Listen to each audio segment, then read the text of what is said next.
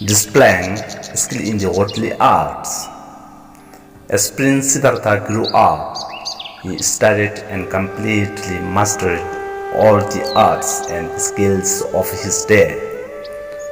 For instance, he studied writing and mathematics under the tutelage of Sarvamitra Kamiwarma and others, and mastered alphabet writing under Matsolva. His father then requested Chachasupa Buddha to give his daughter Yashodhara, who was free from all faults, to be the prince consort. But Supa Buddha said, "Lord, girls of our families belong only to skilled athletes." Siddhartha's father was ashamed, but the prince said, "In the three realms, there is no one who dares to compete with me in any of the arts."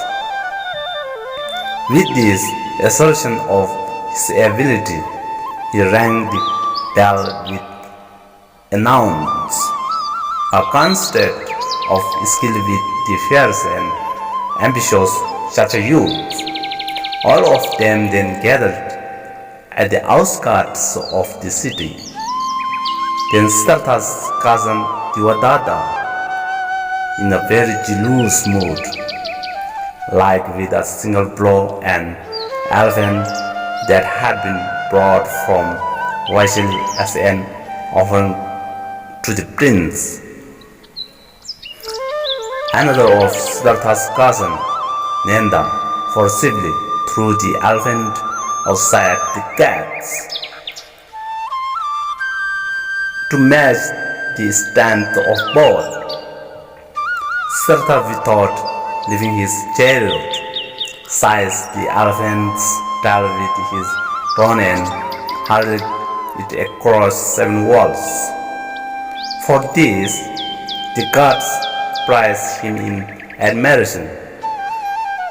Then the contestants compete in the ability to pass 7 plum trees, 7 iron walls, and 7 cordons, one after the other, with a single shot of an arrow.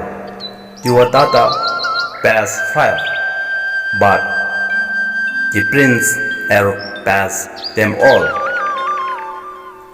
On the spot where his arrow landed, a fountain sprang forth, falling with water that possessed the 8 qualities. Similarly, in another skillful contest of youthful prowess like elephant riding, diving into the White River, and all the 64 hours,